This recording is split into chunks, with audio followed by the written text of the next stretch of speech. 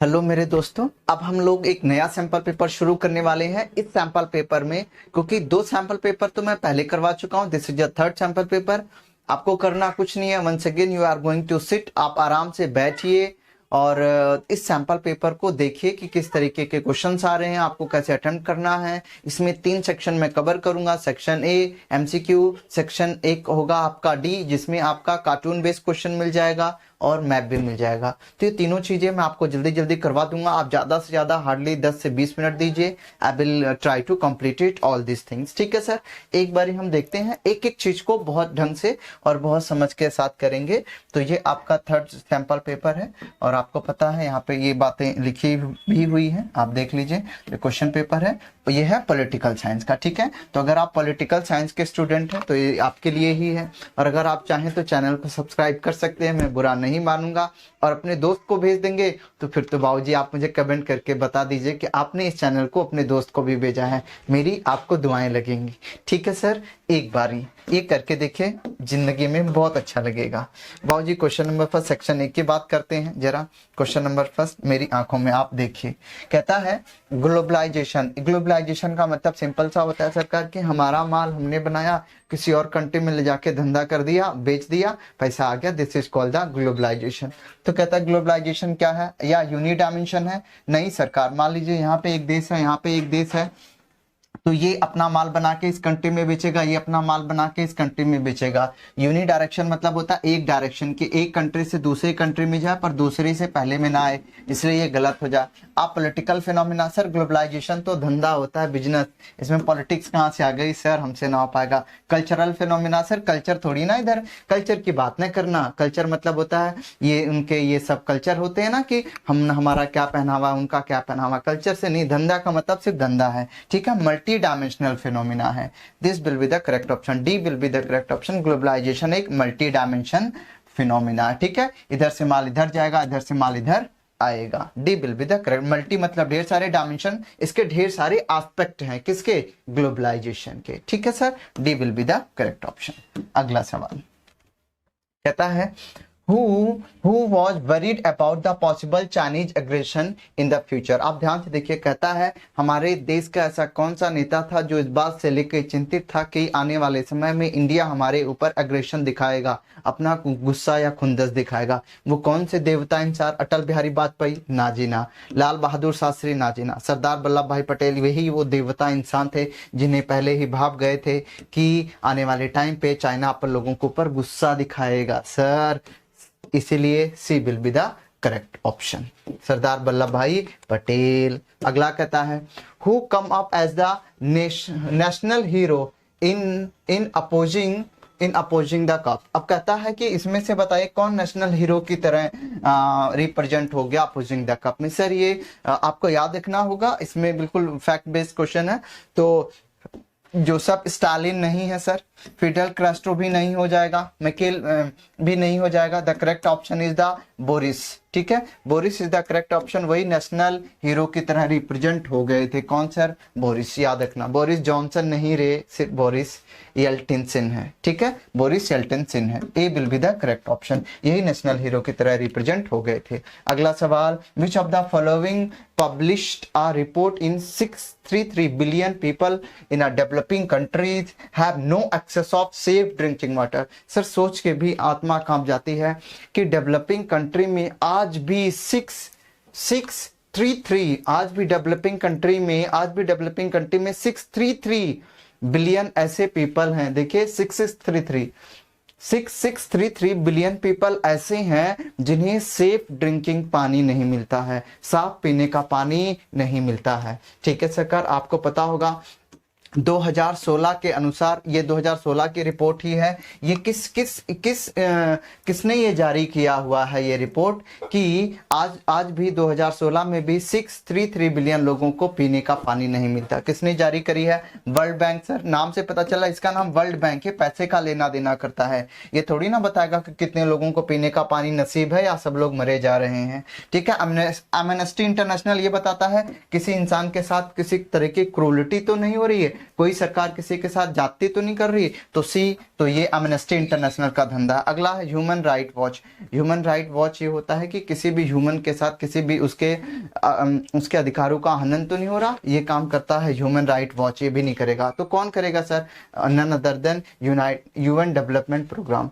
UN development program का धंधा यही है कि ये बताता है कि कितने लोगों को कहाँ पे क्या दिक्कतें हैं। तो इन्होंने एक रिपोर्ट जारी करी जिसमें ये बताया 663 बिलियन लोगों को पीने का पानी नसीब नहीं हो रहा डेवलपिंग कंट्री में। सोच के देखिए सर किस तरफ हम बढ़ रहे हैं। ठीक है, तो A will be the correct option. UN development programme ही बताता है कि कितने लोगों को पानी नसीब नहीं है, वो है 663 बिलियन पीपल। ठीक है, अगला सवाल है, देखिए कहता है असर्शन और रीजनिंग में कहता है after the second world war के the world was divided into the eastern bloc and western bloc. हाँ सरकार, एक तरफ यूएसए चला गया था, एक तरफ रशिया, एक तरफ रशिया के अलाइस आ गए थे, एक तरफ यूएसए के अलाइस आ गए थे।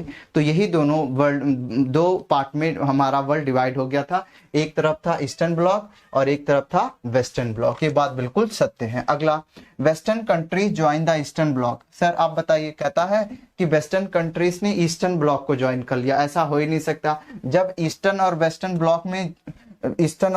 ब्लॉक में चले गए थे तब वेस्टर्न कंट्री ईस्टर्न ब्लॉक को क्यों ज्वाइन करेंगे? ये तो पूरा ही गलत है। ठीक है सरकार, ये आपको याद रखिए। तो क्या हो जाएगा? ए तो ट्रू है पर R is false. C will be the correct option. A true हो जाएगा और आर फॉल्स हो जाएगा। A true and R false. C will be the correct option. ठीक है सरकार, अगले सवाल यहाँ पे जरा देखिए। ठीक है, जरा इसको भी यहाँ पे देख लेते हैं। कहता है द फर्स्ट 5 ईयर प्लान, कहता है पहला 5 year plan draft and the actual plan document in December 19। हमारा जो पहला 5 ईयर प्लान था वो एग्रीकल्चर के ऊपर बेस्ड था, 1951 में आया था। Generated a lots of excitement in a country. जब हमने पहला 5 ईयर प्लान बनाया था तो देश में ढेर सारी एक्साइटमेंट आ गई थी, भाई अब कुछ होने वाला, हमारा देश आजाद है। ये बात बिल्कुल तथागत सत्य है। This draft failed to meet the expectation of the country as it did not have anything for the common man. कहता है कि ये ड्राफ्ट ये जो था वो फेल हो गया था क्योंकि ये कॉमन मैन की एक्सपेक्टेशंस को मीट नहीं करता है। ये इसके लिए रीजन। सर आप खुद ही देखिए सरकार, ये कहता है पहले 5 ईयर प्लान में जब आया तो लोगों में एक्साइटमेंट आ गई। जब लोग एक्साइटमेंट हो ही गए तब फिर ये फेल कैसे हो जाएगा? तो इसका मतलब है ये करेक्ट रीजन नहीं है। तो क्या हो जाएगा सरकार? Both A and R true होगा but R is not correct explanation for A. B will be the correct option. ठीक है सरकार, तो ये भी बात सही है और कॉमन मैन के लिए तो कुछ था ही नहीं, ये भी बात सही है, लेकिन इसके लिए ये करेक्ट एक्सप्लेनेशन नहीं होगा। क्यों? क्योंकि ये अपोजिट बोल रहा है ना, यहाँ पे एक्साइटमेंट हो गई और यहाँ पे कहता है कि ये फेल्ड हो गया, अपोजिट हो गया, तो करेक्ट एक्सप्लेनेशन नहीं है। B will be the correct option. ठीक है सरकार, अगला कहता है after second world war the world was divided into the blocks of. अभी बताया था सेकेंड वर्ल्ड वॉर के 2 ब्लॉक में डिवाइड हो गए थे। एक बन गया था यूएसए, दूसरा बन गया था यूएसएसआर। यूएसए में यूनाइटेड स्टेट ऑफ अमेरिका थे, यूएसएसआर में कौन आता था? रशिया, जो मेनली लीड करता था उन लोगों को। और भी कंट्रीज यूएसएसआर में थी, यूएसए के साथ भी और कंट्रीज थी। ठीक है, तो सेकेंड वर्ल्ड वॉर के बाद यही डिवाइड हो गया था। A will be the correct option. अगला, the Indian leader who gave the slogan. एक ऐसा इंडियन लीडर बताइए जिसने स्लोगन दिया था कि गरीबी हटाओ। गरीबी हटाओ का स्लोगन किस लीडर ने दिया था? वो कोई और नहीं, वो देवता इंसान थे, इंदिरा गांधी जी। ठीक है, इंदिरा गांधी जी ने एक स्लोगन दिया था गरीबी हटाओ। ठीक है, गरीबी हटाओ का स्लोगन किसने दिया? इंदिरा गांधी जी ने। D will be the correct option. Jawaharlal Nehru नहीं, लाल बहादुर शास्त्री ने, B.R. अम्बेडकर नहीं, इंदिरा गांधी। क्या? गरीबी हटाओ। ठीक है सर, गरीबों को नहीं, गरीबी हटाओ दिया था यार। How many state extended the chemical weapons convention.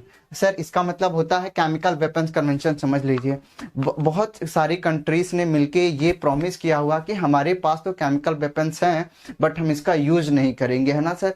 कोई भी कंट्री की मान लीजिए थोड़ी लड़ाई होगी, किसी ने केमिकल वेपन्स को यूज कर दिया और सारे लोगों को कैंसर हो गया तो सर दिक्कत हो जाएगी ना। तो केमिकल वेपन्स को बना लेना वो भी बहुत खतरनाक बात। पहली बात तो बनाना नहीं चाहिए, और अगर आपने बना भी लिया तो उसका यूज करना नहीं चाहिए क्योंकि this is a very dangerous situation, है ना। किसी भी कंट्रीज को लेके। तो इसीलिए हमने एक एग्रीमेंट बनाया है कि भाई हम लोग केमिकल वेपन्स को यूज नहीं करेंगे, बैन करना है ना केमिकल वेपन। तो वो कहता है कितनी कंट्रीज उस बैन केमिकल वेपन्स को बैन करने के लिए कितनी कंट्रीज ने अपना योगदान दिया, कितनी कंट्रीज ने कन्वेंशन साइन किया है। तो याद रखिए sir, this is very good name, number 181 181। Sir आप किसी के शादी में जाते हैं 101 रुपया या 1101 रुपया या 1501 रुपया, तो इसे याद रखिए कितने कंट्रीज ने कन्वेंशन बैन किया होगा, जिसके लास्ट में एक आएगा। 2 नहीं रे, 2 नहीं रे, 5 नहीं, 101 101 या मतलब 181। ठीक है, 181 कंट्रीज है जिन्होंने ये साइन कन्वेंशन पे साइन किया हुआ है केमिकल वेपन्स के अगेंस्ट। कितनी? 181। B will be the correct option. ठीक है सर, अगला सवाल देखिए, कहता है who had built the Babur Masjid at Ayodhya in 17th century. ये इंपॉर्टेंट क्वेश्चन बन रहा है सरकार, ये याद रख लीजिए। बाबर मस्जिद को किसने बनवाया था अयोध्या में? बाबर मस्जिद को बनवाने वाला वो कौन था सर? अकबर? नहीं, अकबर नहीं सर। तानसेन। सर तानसेन तो तंबूरा बजाएगा, ये मस्जिद क्या बनाया था? बाबर हो सकता है पर बाबर नहीं होगा। बाबर का एक जो बंदा था उसे कहते हैं मीर बाकी, मीर बाकी ने ही बनवाया था। ठीक है सरकार, तो बनवाया ये बाबर का ही बंदा था, बट इसका नाम था मीर बाकी। मीर बाकी में ही 16th सेंचुरी में बाबर मस्जिद को बनवाया था। कौन था सर? मीर बाकी, the name of the person. उसने बाबरी मस्जिद का निर्माण कहाँ पे करवाया? अयोध्या में करवाया। Name of the person is called Mir Baqi. A will be the correct option. याद रखिए, अयोध्या मतलब बाबर मस्जिद बनवाया अयोध्या में। ठीक है, अगला सवाल कहता है इसे आपको अरेंज करना है। Read the following data and arrange ढीम ढाम ढाम। देखिए सरकार, पहले समझ लेते हैं जरा, अरेंज करने की बात समझते हैं। अगर कभी भी आपके पेपर में अरेंजमेंट आता है ना, आपको नहीं अरेंजमेंट आता टेंशन मत लीजिए, उस पूरे लाइन को पढ़ लीजिए और हल्का सा आईक्यू लगाइए, दिमाग लगाइए कि उसका लास्ट वाला कौन सा होगा। लास्ट वाला नहीं आता तो पहला वाला कौन सा, उसी में हमारा काम हो जाएगा। आप जरा एक स्टोरी समझिए। मान लीजिए एक लड़का है, उसने पढ़ाई लिखाई करी, उसने बहुत मेहनत करी, फिर उसके एक जॉब लग गई, उसने और मेहनत करी तो वो उस कंपनी में डायरेक्टर बन गया, उसने और कम मेहनत करी तो वो सीईओ बन गया, और मेहनत करी अपने सीईओ से उसने अपनी कंपनी ही खोली तो किसी कंपनी का फाउंडर बन गया। ठीक है सरकार, और मेहनत करी तो प्राइम मिनिस्टर बन गया, और मेहनत करी तो उसे नोबेल पीस प्राइज भी मिल गया। तो अगर कोई ये पूरी कहानी सुनाए और लास्ट में लिख दे नोबेल पीस प्राइज मिला, नोबेल पीस प्राइज मिला, कहीं बीच में लिख दे, तो आप खुद ही सोच सकते हो यार, जब कोई इंसान बहुत अच्छा काम करता है तब ऐसे प्राइजेस मिलते हैं। या मैं बोल दूं, कोई इंसान को यूनाइटेड नेशन ऑर्गेनाइजेशन का सेक्रेटरी जनरल बना दिया, ये तभी बनाया गया होगा, ये लास्ट की उसकी अचीवमेंट है, क्योंकि ये सबसे हाईएस्ट अचीवमेंट है। बात समझ में आ रहा है आपको? तो जो ऐसी अचीवमेंट होती है वो हमेशा लास्ट में ही आती है। तो यहाँ पे एक एंटोनियो गुटेरेस के बारे में, सर कोई भी एक पर्सन है, ठीक है, हाँ एंटोनियो के बारे में दिया हुआ, एंटोनियो गुटेरेस के बारे में दिया हुआ है, इनके बारे में मैं पढ़ूंगा। जो इनकी सबसे लास्ट, जो सबसे बड़ी अचीवमेंट होगी वही लास्ट में आएगी, वहीं से मेरा माहौल सेट कर दूंगा। देख, मुझे नहीं पता इस सब के बारे में सर, दिमाग नहीं है इतना मेरे अंदर। कहता एंटोनियो, ये उनका पूरा नाम है, Guterres appoint as a UN secretary general. आप सोच के देखो सर, एंटोनियो गुटेरेस को यूनाइटेड नेशन ऑर्गेनाइजेशन का सेक्रेटरी जनरल बना दिया। ये बहुत बड़ी पोस्ट है, यही उनकी लास्ट अचीवमेंट होनी चाहिए, बट फिर भी मैं और स्टेटमेंट्स को पढ़ने वाला हूं। Antonio Guterres as the president of a socialist international. देखिए सरकार, ऐसे ही लोगों को यूनाइटेड नेशन का मतलब यूनाइटेड नेशन सबसे बड़ा, आप समझ रहे हो, सबसे बड़ा है, तो यूनाइटेड नेशन का सेक्रेटरी जनरल वही बनेगा जो पहले कुछ रह चुका होगा। मतलब ये भी प्रेसिडेंट होते, पर ये इतनी बड़ी चीज नहीं है जितनी बड़ी यूएनओ है, तो ये बाद में आएगा, मतलब यही सबसे लास्ट में रहेगा। अगला, Antonio Guterres several sir, prime minister तो प्राइम मिनिस्टर के बाद ही यूएनओ का बना जाता है जनरली तौर पे। ठीक है, ये क्या, ये भी क्वेश्चन आता कि प्राइम मिनिस्टर कहाँ के थे? प्राइम मिनिस्टर एंटोनियो गुटेरेस कहाँ के प्राइम मिनिस्टर थे? पुर्तगाल के थे। ठीक है, पुर्तगाल के ये प्राइम मिनिस्टर थे। कौन? Antonio Guterres. एंटोनियो गुटेरेस से याद रखिए, फॉर्मर प्राइम मिनिस्टर थे पुर्तगाल के, याद रखिए। अगला, और एंटोनियो क्या थे उसको मैंने तो बता दिया, सोशलिस्ट इंटरनेशनल के थे। Antonio Guterres was the United nation high commissioner for refugee. देखिए, जो यूएनओ में जो हाई कमिश्नर होते हैं ना, वो छोटे होते हैं, किससे? यूएन सेक्रेटरी जनरल से। यूएन सेक्रेटरी जनरल तो सबसे हाईएस्ट पोस्ट होती है। ठीक है, तो ये किसमें काम कर चुके थे? यूनाइटेड नेशन के किसमें? कमिश्नर थे। किसके? रिफ्यूजीज लोगों के लिए कमिश्नर, जो रिफ्यूजीज का जो एक डिपार्टमेंट होता है उसके ये कमिश्नर हुआ करते थे। तो ये भी कम पोस्ट है। तो इन चारों में सबसे बड़ी अचीवमेंट पता है यही है, कौन सी? यही है कि जो एंटोनियो गुटेरेस थे वो यूनाइटेड नेशन सेक्रेटरी जनरल थे, ठीक है सरकार, यूनाइटेड नेशन के सेक्रेटरी जनरल थे, यही सबसे बड़ी पोस्ट है, तो इसे ही सबसे लास्ट में आना चाहिए, है ना, क्योंकि जो सबसे बड़ी सक्सेस होती है वो सबसे लास्ट में मिलती है। तो this will be the fourth. अब मैं यही देखूंगा भाई साहब ये लास्ट में कहाँ पे है, ये लास्ट में कहाँ पे है, सेकंड वाला लास्ट में कहाँ पे, सेकंड वाला लास्ट में कहाँ पे है, तो देखो यहाँ पे थर्ड लास्ट में है, नहीं होगा, यहाँ पे सेकंड लास्ट में नहीं, यहाँ पे फर्स्ट लास्ट में नहीं, यहाँ पे फोर्थ लास्ट में होगा, C will be the my correct option. Sir हल्का सा दिमाग लगाइए, पॉलिटिकल साइंस का पेपर इतना टफ नहीं है, सिर्फ मोहब्बत से ही आप इसे चटका देंगे, ठीक है, मेरी बात समझ में आई होगी मैं उम्मीद करता हूं। द सोशलिस्ट एडवांटेज, नहीं sir, socialist advocates the ideology of, जो सोशलिस्ट होते हैं किस चीज की आइडियोलॉजी देते हैं सर, हमेशा याद रखें, हिंदुत्व की क्यों देंगे भाई, कम्युनिज्म की क्यों देंगे, सोशलिज्म की क्यों देंगे, they give the democratic socialism. जो सोशलिस्ट होते हैं वो हमेशा डेमोक्रेटिक सोशलिज्म की ही आइडियोलॉजी को प्रमोट करते हैं, कि सोशलिस्ट में डेमोक्रेटिक सोशलिज्म को ही आइडिया को प्रमोट किया जाता है, कि सोसाइटी में भी क्या होनी चाहिए, डेमोक्रेसी होनी चाहिए, नहीं कि कोई अमीर इतना हो जाए कि हद नहीं और कोई इतना गरीब हो जाए कि खाने के लिए नहीं, ऐसा भी नहीं होना चाहिए। तो क्या होगा, डेमोक्रेटिक सोशलिज्म, ठीक है, कौन देता है ये idea, B will be the correct option, B will be the correct option. अगला देखते हैं सर, क्वेश्चन ये ए सेक्शन खत्म, डी शुरू है, आ जाइए। अब जरा इस डी सेक्शन को देखिए तो जरा कुछ बातें हैं यहाँ पे, एक बार पढ़ना पड़ेगा। The government of India replace the planning commission to a new institution name Niti Aayog. किससे सर, प्लानिंग कमीशन को किससे बदल दिया गया है, नीति आयोग से बदल दिया गया है। Institute for transforming India, this came into the existence, कब बनाया गया नीति आयोग को, 1 जनवरी 2015 में। The planning commission is not one of the many commissions and the other bodies set up by the constitution, ठीक है सरकार, जो प्लानिंग कमीशन था उसे कॉन्स्टिट्यूशन में कहीं मेंशन नहीं किया गया है। The planning commission was set up in a March, जो प्लानिंग कमीशन को कब बनाया गया था, 1950 में बनाया गया था, by a simple resolution of a government of India.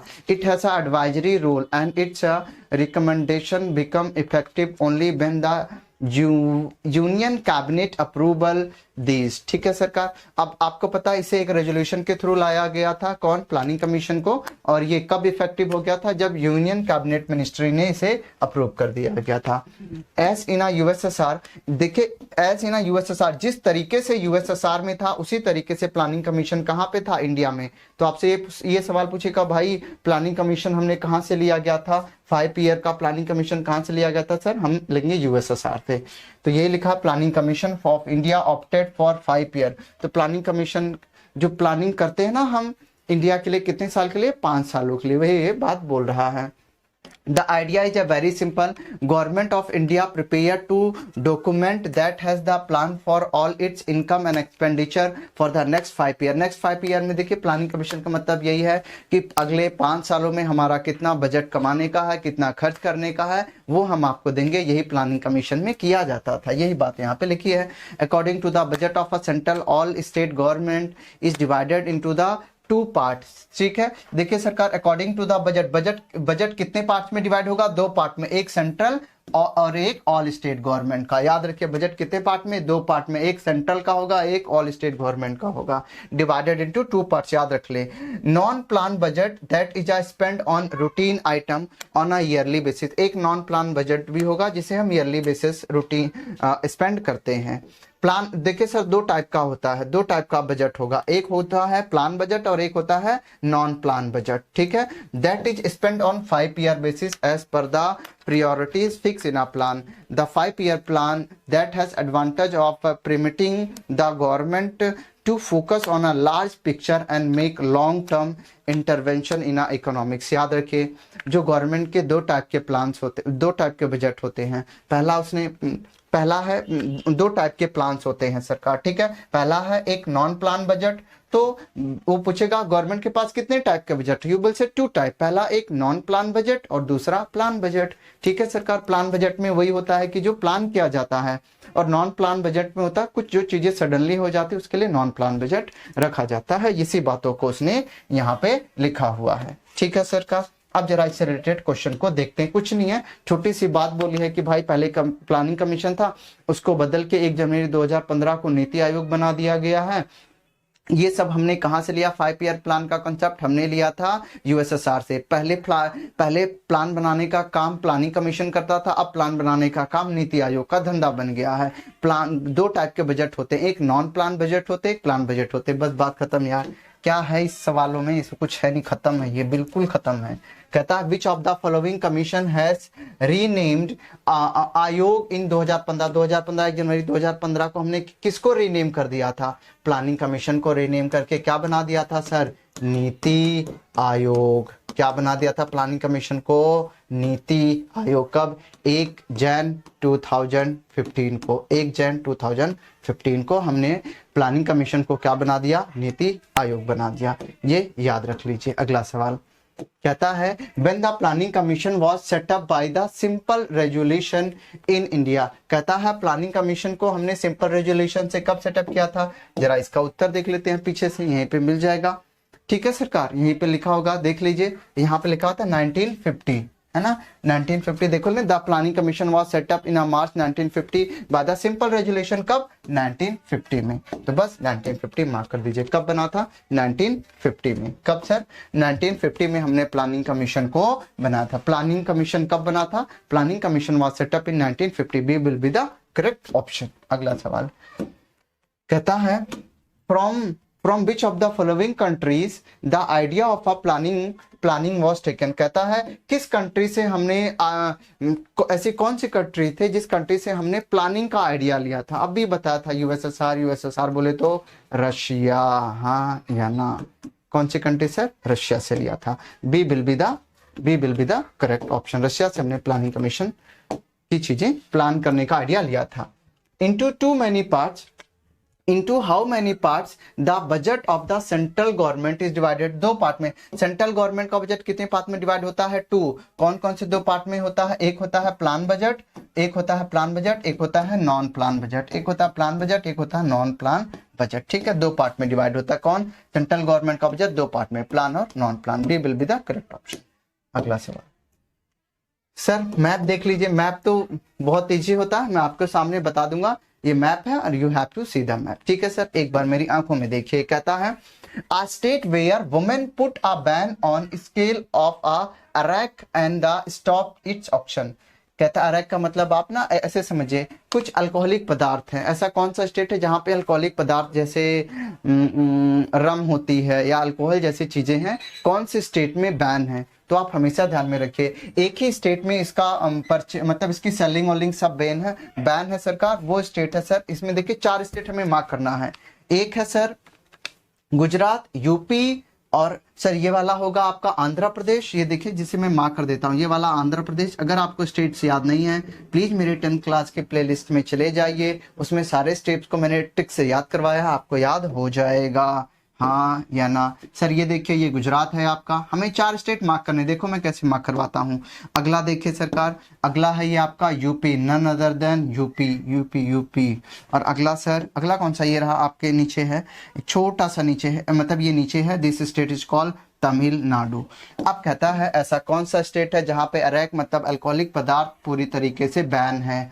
तो सर याद रखिए, यूपी में तो हो नहीं सकता। यूपी में भाई साहब कहीं भी चले जाओ, एक क्वार्टर, आशिकी, मोहब्बत, इश्क, यही है। एक शाम को मिलो, सूर्यास्त, पंजाबी मस्त, सब चल रहा है उधर। यूपी में सर, यूपी में बैन नहीं हो सकता, याद रखिए। यूपी में तो मस्त चल रहा है। गुजरात में भी बैन नहीं ना सुरेश जी, पिएंगे नहीं तो जिएंगे कैसे सर? मोहब्बत है। ठीक है, गुजरात में भी बैन नहीं हो सकता, और ये दोनों में बैन नहीं, या तो आंध्र प्रदेश में होगा या तो तमिलनाडु में है। तमिलनाडु में भी बैन नहीं है, तमिलनाडु में ना जी ना सर। तो बैन कहाँ पे होगा सर? एक ही जगह होगी, आंध्र प्रदेश। तो पहले का ऑप्शन बी हो जाएगा। बी बोले तो आंध्र प्रदेश में ही इसकी सेल पूरी तरीके से बैन है, अल्कोहल वाले पदार्थों की आंध्र प्रदेश में बैन है। अगला कहता है a state where there was anti Hindu agitation in 1965। Anti Hindi, sorry sir Hindi है ये।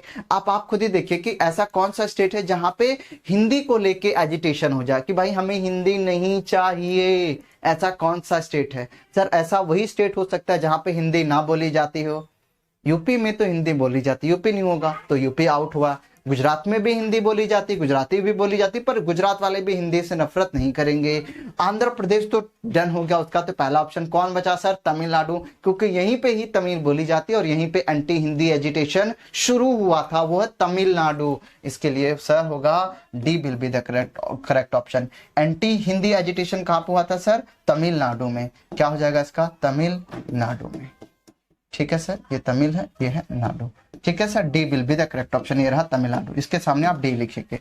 अगला है ठीक है, आ state where Sardar Sarovar dam. Sir बच्चा जानता है सरदार सरोवर डैम कहाँ पे है? नन अदर देन गुजरात में है, तो A will be the correct option. Sir यहाँ पे आपको दिख रहा होगा ना, इसके अंदर लिखा हुआ ए गुजरात है, शायद आपको दिख नहीं रहा हो, फिर भी मैं आपको, ये सी है, ये ए है, ये बी है, ये डी है। ठीक है सर, तो A will be the correct option. ये हो इसका आंसर हो जाएगा गुजरात। गुजरात सर ऐसी जगह जहां पे रात गुजारनी हो उसे क्या बोलेंगे? गुजरात। याद रखिए, ठीक है सर, याद करने के तरीके हैं बस। ठीक है, A will be the correct option, जहां पे गुजरात में क्या हो? सरदार सरोवर जी का डैम है। अगला सर अब बचा ही कौन? लास्ट बचेगा।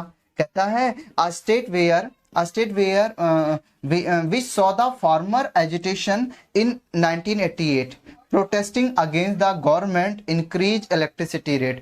सर ऐसा कौन सा स्टेट है जहां पे फार्मर जो किसानों ने आंदोलन कर दिया था क्योंकि उनके बिजली का दाम बढ़ा दिया गया था? सर और कोई नहीं होगा, ये कौन से बंदे हैं?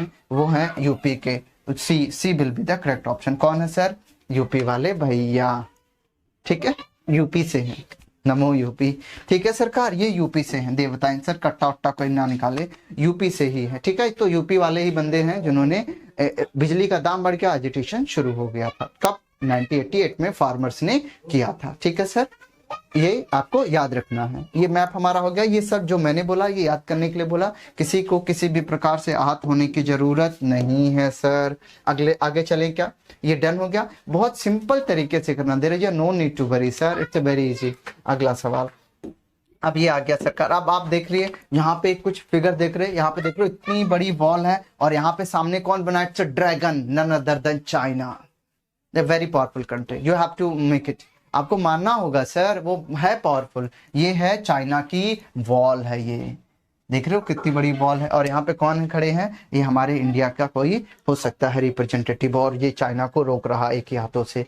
ठीक है सर, ये वॉल ऑफ चाइना है। बस ये देख लिया आपने। अब इससे क्वेश्चन पढ़ते हैं, अब इसको हमें आंसर करना होगा। ये आपने डायग्राम देख लिया, अच्छे से देख लीजिए, समझते हैं। अगला सवाल कहता है blank has emerge as a third major alternative centre of the power. कहता है ऐसा कौन सा देश है जो तीसरा मोस्ट पावरफुल कंट्री बनने वाला? पहला कौन है? अमेरिका। दूसरा कौन है? रशिया। तीसरा कौन है? चाइना। ये याद रखो, थर्ड मेजर पावर बनने वाला है चाइना। तकलीफ हो रही ना, पर वो बनने वाला है, तो याद रखिए कौन है सर? ये चाइना की ही वॉल है, तो answer will be China. UAE नहीं, इंग्लैंड नहीं, जापान भी नहीं, बाबूजी चाइना। ये China will be the correct option. ठीक है, C will be the correct option. आगे चलते हैं सर। एक चीज मैं आपको बताना भूल गया ना। देखिए सर, यहाँ पे मतलब ये चाइना है ना, चाइना ही इसका करेक्ट ऑप्शन है, ये याद रख लीजिए, क्योंकि ऊपर नीचे कर दिया है ना जिसने भी पीपीटी बनाई है, इसकी वजह से सर चाइना करेक्ट ऑप्शन है। आगे देख लेते हैं। कहता है how can recognise the country depicted in a cartoon. हम किस तरीके से रिकॉग्नाइज करेंगे कि ये कार्टून में कि कौन सी कंट्री है? सर ये वॉल ऑफ चाइना किसके पास है? ये largest wall in a world किसके पास है? चाइना के पास है, तो चाइना ही होगा ना। लिटिल मैन से नहीं हम करेंगे, हम किससे करेंगे सर? ड्रैगन से और ग्रेट वॉल से डिपिक्ट करेंगे कि ये चाइना। कैसे? देखिए, ये सबसे लंबी वॉल है, ये भी चाइना के पास है, और चाइना अपना सिंबल रखता है, इट्स कॉल्ड ड्रैगन। ठीक है सर, तो हम किससे रिप्रेजेंट करेंगे कि कौन सी कंट्री है? ड्रैगन और ग्रेट वॉल से। ड्रैगन और ग्रेट वॉल से, सिर्फ ड्रैगन से नहीं, ग्रेट वॉल से नहीं, लिटिल मैन से नहीं, ड्रैगन एंड ग्रेट वॉल से रिप्रेजेंट करेंगे कि ये चाइना ही है। B will be the correct option. दोनों है ना, वॉल भी है और ड्रैगन भी है।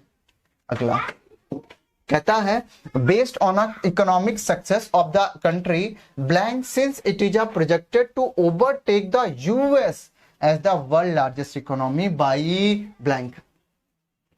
कहता है ऐसा कौन सा देश है जो यूएसए की भी इकोनॉमी को कौन से ईयर तक पीछे छोड़ देगा? तो सर किसकी बात हो रही है? चाइना की बात हो रही है। चाइना ही एक ऐसा देश है जो 2040 मतलब 2040 तक यूएसए की भी इकोनॉमी को पीछे छोड़ देगा। सोच के देखिए, China is going to be most powerful country because ये यूएसए को भी पीछे छोड़ने वाला है। कब तक? 2040 तक। याद रख लीजिए। तो उसने पूछा भाई साहब कौन सी कंट्री है, उसने कब से डेवलपमेंट अपनी तगड़ी स्टार्ट कर दी और कब से यूएसए को भी पीछे छोड़ देगा? तो अभी बताया 2040 तक। 2040 तक यूएसए को भी पीछे छोड़ देगा। और ये कब से इसने अपनी डेवलपमेंट सक्सेस स्टार्ट कर दी है? 1978 से। 1978 से अपनी डेवलपमेंट इसने स्टार्ट कर दी है और 2040 तक 2040 तक ये यूएसए को भी पीछे छोड़ देगा। कौन? The China. ठीक है sir, C will be the correct option. ठीक है सर, याद रहेगा, C will be the correct option. अगला कहता है its economic integration into the region make it the driver of blank growth. ठीक है, thereby giving the enormous influence in a regional affair. Obvious सी बात है सरकार, इस क्वेश्चन में यही कहता है कि इसकी इकोनॉमिक इंटीग्रेशन की वजह से उस रीजन में ये ड्राइवर बन गया है। ड्राइवर ऑफ किस चीज का ड्राइवर बन गया? आपको पता है ना, आज भी चाइना को मैन्युफैक्चरिंग हब कहा जाता है। ऐसा मान के चले कोई ही देश ही होगा जो चाइना से ना लेता हो। आप ही देखिए, आप अपनी कंट्री में बनाएंगे वही माल आपको 10 रुपए में पड़ेगा, वही माल चाइना में अगर बन के आता है वो उससे सस्ता पड़ जाता है। क्यों? क्योंकि उनके पास सारे रॉ मटेरियल, सारे इक्विपमेंट्स अवेलेबल हो जाते हैं। ठीक है, उनकी कॉस्ट ऑफ प्रोडक्शन बहुत सस्ती पड़ती है। हमारे यहाँ पे कॉस्ट ऑफ प्रोडक्शन महंगी पड़ जाती है, इसीलिए लोग इंपोर्ट करना चाहते हैं। कहां से? चाइना से। ये याद रखिए। तो कहता है कि यही कह रहा है कि चाइना किस एरिया में अपना इन्फ्लुएंस बढ़ा चुका है। तो आप देखिए, जहां पे चाइना होगा वहीं पे इन्फ्लुएंस बढ़ाएगा। सेंट्रल एशिया में नहीं सरकार, साउथ एशिया में नहीं, वेस्ट एशिया में नहीं, हम लोग ईस्ट में पढ़ते हैं तो ईस्ट एशिया में ही इसने अपना इन्फ्लुएंस बढ़ाया है। कौन से? ईस्ट एशिया में। B will be the correct option. अपन लोग चाइना और अपन लोग ईस्ट में आते हैं तो ईस्ट में, साउथ में नहीं, सेंट्रल में नहीं, वेस्ट में नहीं, ईस्ट एशिया में। ठीक है, B will be the correct option. अगला सवाल सर, इस तरीके से हमारी पीपीटी खत्म होती है। मिलते हैं मैं आपको अगले वीडियो में। अगर आपको कुछ भी चाहिए, anything you want, please comment आप कर दीजिए, मैं आपको जरूर वो चीजें प्रोवाइड कर दूंगा। आपको ढेर सारे सैंपल पेपर चाहिए, क्वेश्चन आंसर चाहिए, anything if you want we will provide it to you. ठीक है सर, एक बार सब्सक्राइब कर लीजिए और अपने दोस्तों को जरूर बताइए, ताकि आप भला करेंगे तो मेरा भला होगा। दैट्स ठीक है सर, मिलते हैं अगली वीडियो में।